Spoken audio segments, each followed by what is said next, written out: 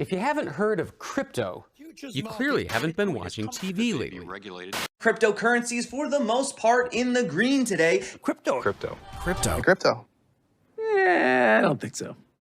If you're not quite sure what crypto is or what you're supposed to do with it, in the next 7 minutes, you will learn everything there is to know about crypto that's possible to learn in 7 minutes.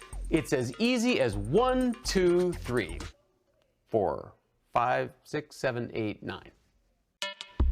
Number 1, Bitcoin was only the first crypto. Crypto is short for cryptocurrency. Bitcoin was the original one, and it's still by far the most popular, but there are over 10,000 different cryptocurrencies.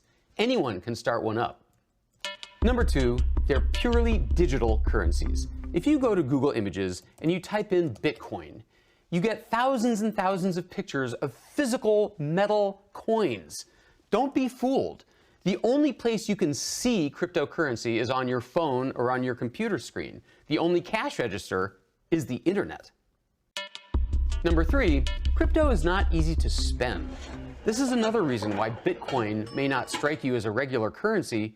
For now, you'll have a really hard time spending it. It's gonna be $9.79.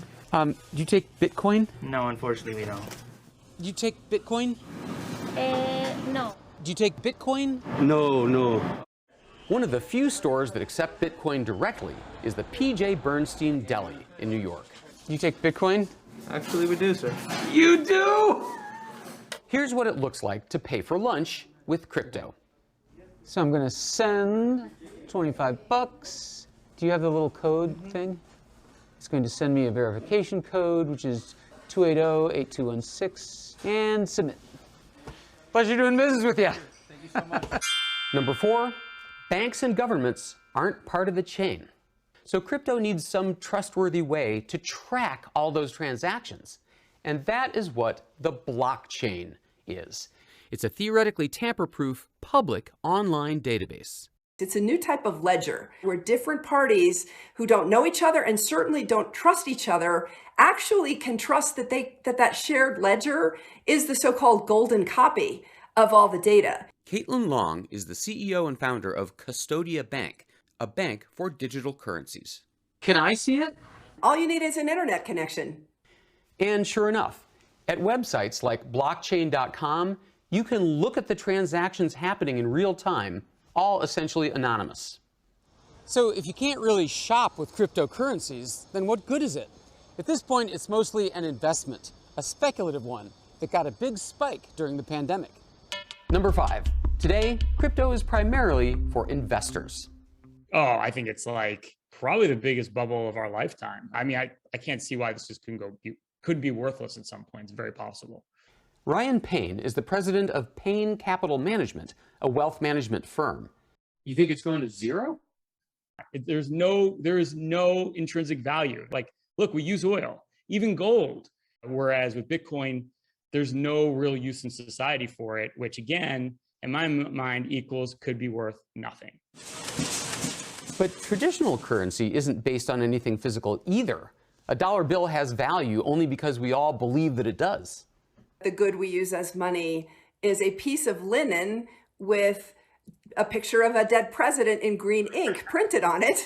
For the last 50 years, nothing's been backing it substantially since the US and the rest of the world moved away from the gold standard. It just is an intermediary, that's all it is. Number 6, you buy and sell crypto at exchange websites. This is what it looks like to buy $50 worth of Bitcoin at Coinbase.com, which is the largest US exchange. My email address, they send a verification email to me. Oh, they want my phone number now. Now it wants to know the code they just sent. Last 4 digits of my social security. Take a picture of my driver's license, bank PIN number, and password.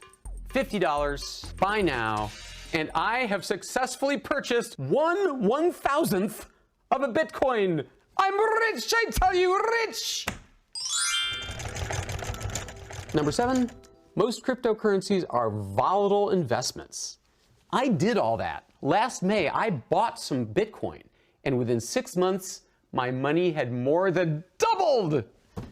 And then as of this week, it has crashed almost all the way back down to where it started. Number 8, it's going to get easier.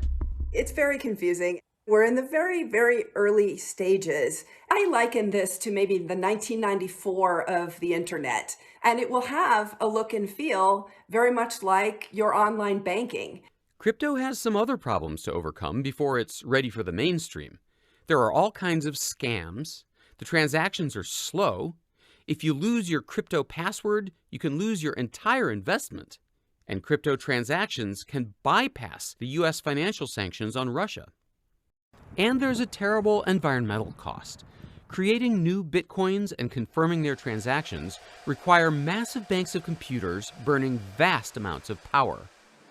By some estimates, every time you make a bitcoin transaction, its network spews out half a ton of carbon dioxide. I'm trying to figure out how you can look at the same facts as crypto fanatics and draw such different conclusions. We love a great story. Bitcoin's a great story. Decentralized finance is a great story. So this is just human nature doing what it does over and over again, diluting itself. But we know based on history how these things end. Caitlin Long could not disagree more. It's not a perfect system by any stretch, but it's going to make things better, faster, cheaper, more secure, and frankly, devolve power away from the big banks and even big governments towards the individual. Number 9, crypto is polarizing. You can't believe how many haters and how many fanatics there are. But at this early stage in the life of crypto, everyone seems to agree on one thing. I certainly would not ever encourage anyone to put more money into this than you can afford to lose. My philosophy is just put money into it you can afford to lose.